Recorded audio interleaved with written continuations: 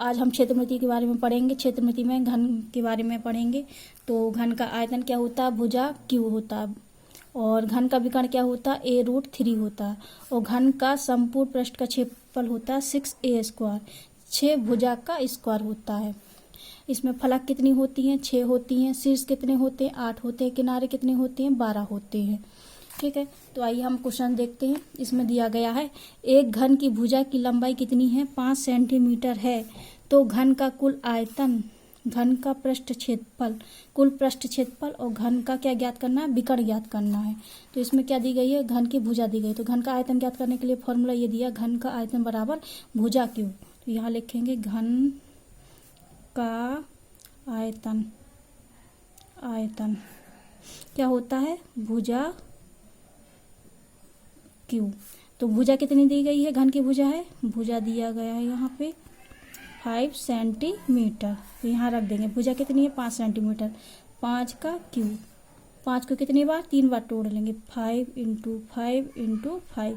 इनका गुणा कर देंगे तो कितना आ जाएगा, 125 सेंटीमीटर क्यू।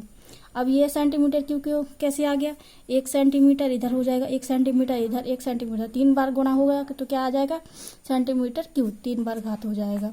अब इसमें क्या ज्ञात करना, घन का संपूर्ण पृष्ठ का क्षेत्रफल। संपूर्ण पृष्ठ का क्षेत्रफल क्या है, घन का संपूर्ण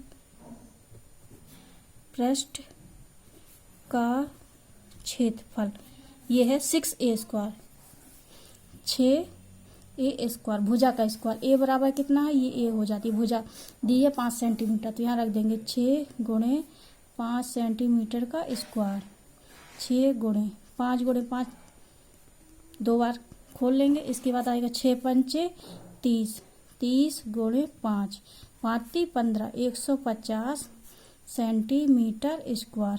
यहाँ 2 बार स्क्वायर है तो क्या आ जाएगा, सेंटीमीटर स्क्वायर। यहाँ 3 बार स्क्वायर था तो यहाँ क्या आया था, सेंटीमीटर क्यू आया था। ये आ गया घन का संपूर्ण पृष्ठ का क्षेत्रफल। अब ज्ञात करेंगे घन का विकर्ण। घन का विकर्ण, विकर्ण के लिए क्या बताया था, a√3 होता है घन का विकर्ण। यहाँ रखेंगे a√3। तो भुजा कितनी दी गई है, 5 सेंटीमीटर। तो यहाँ कितना रख देंगे, 5√3 सेंटीमीटर। घन का विकर्ण कितना आ गया, 5√3 सेंटीमीटर। अब 1-2 क्वेश्चन और देख लेते हैं। देखिए दोस्तों, इसमें दिया गया घन का विकर्ण दिया गया है 10√3 सेंटीमीटर हो तो घन का आयतन एवं संपूर्ण पृष्ठ का क्षेत्रफल ज्ञात करना है। तो घन का विकर्ण कितना दिया गया, 10√3। तो घन का विकर्ण का फॉर्मूला क्या होता है, घन का विकर्ण बराबर कितना होता है, a√3। यहाँ हम बताए थे घन का विकर्ण क्या होता है, a√3। तो यहाँ भुजा कितनी, विकर्ण कितना दिया गया, 10√3। तो यहाँ रख देंगे 10√3, a√3। √3 से √3 क्या हो जाएगा, कैंसिल हो जाएगा। तो a बराबर कितना आ जाएगा, 10 सेंटीमीटर। ये क्या निकल आई, हमारी भुजा निकल आई। भुजा कितनी, 10 सेंटीमीटर। तो इसमें क्या कर लेंगे, हम आयतन ज्ञात कर लेंगे। आयतन का क्या होता है, घन का आयतन, घन का आयतन होता है भुजा क्यू, भुजा क्यू घात 3। तो कितना हो जाएगा, भुजा कितनी है, 10 सेंटीमीटर। अभी हम ज्ञात कर लिए। यहाँ रख देंगे 10 पे घात 3। कितनी बार है, 10, 3 बार, 10 × 10 × 10। ये कितना आ जाएगा, 1000। क्या आ जाएगा, सेंटीमीटर क्यू। 3 बार है तो 3 बार हो जाएगा। अब इसमें क्या ज्ञात करना है, क्षेत्रफल। घन का संपूर्ण पृष्ठ का क्षेत्रफल, संपूर्ण पृष्ठ का क्षेत्रफल क्या होता है, 6a² होता है। तो हम a बराबर कितना दिया गया था, 10 सेंटीमीटर। 6 × 10 का स्क्वायर हो जाएगा 6 × 10 × 10 बराबर 600 सेंटीमीटर स्क्वायर। 2 बार स्क्वायर है तो ये क्या हो जाएगा, सेंटीमीटर स्क्वायर। 1-2 क्वेश्चन और देखते हैं। देखिए क्वेश्चन ये दिया गया है, किसी घन का संपूर्ण पृष्ठ का क्षेत्रफल कितना है, 2400 सेंटीमीटर स्क्वायर हो तो घन का आयतन और घन का विकर्ण ज्ञात करो। तो क्या दिया गया है, संपूर्ण पृष्ठ का क्षेत्रफल क्या होता है, घन का संपूर्ण पृष्ठ का क्षेत्रफल, घन का संपूर्ण पृष्ठ का क्षेत्रफल बराबर क्या होता है 6a²। संपूर्ण पृष्ठ का क्षेत्रफल कितना दिया गया है 2400, तो यहाँ लिख देंगे 2400, ये है 6a²।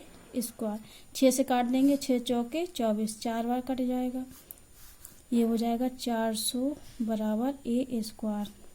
a बराबर हो जाएगा 400 रूट। अब रूट में क्या करते थे 400 का निकाल लेंगे वर्गमूल, 2 एकम 2, 0 0, फिर 2 से चला जाएगा 0 0, अब ये किससे चला जाएगा 2 से फिर चला जाएगा, 2 पंचे 10,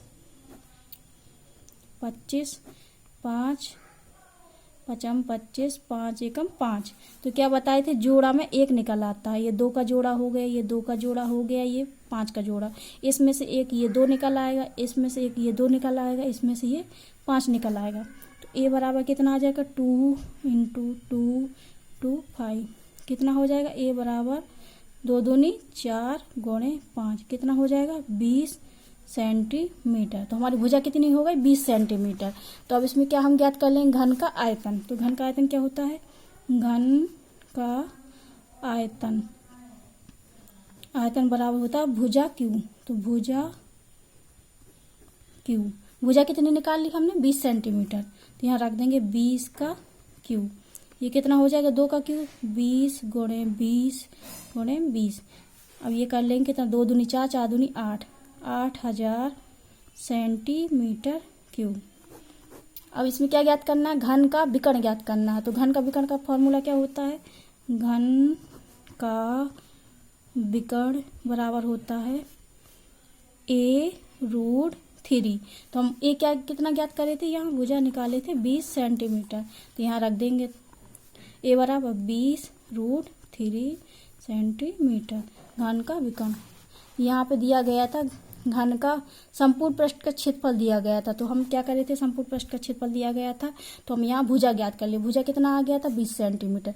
अगर हमें भुजा ज्ञात हो गई तो हम घन का आयतन ज्ञात कर लिए, और उसी के सहारे हम क्या ज्ञात कर लिए, घन का विकर्ण ज्ञात कर लिए। एक क्वेश्चन और देखते हैं।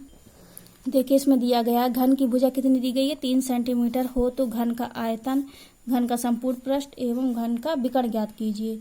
तो क्या दी गई घन की भुजा, भुजा कितनी दी गई है, भुजा बराबर दी गई है 3 सेंटीमीटर।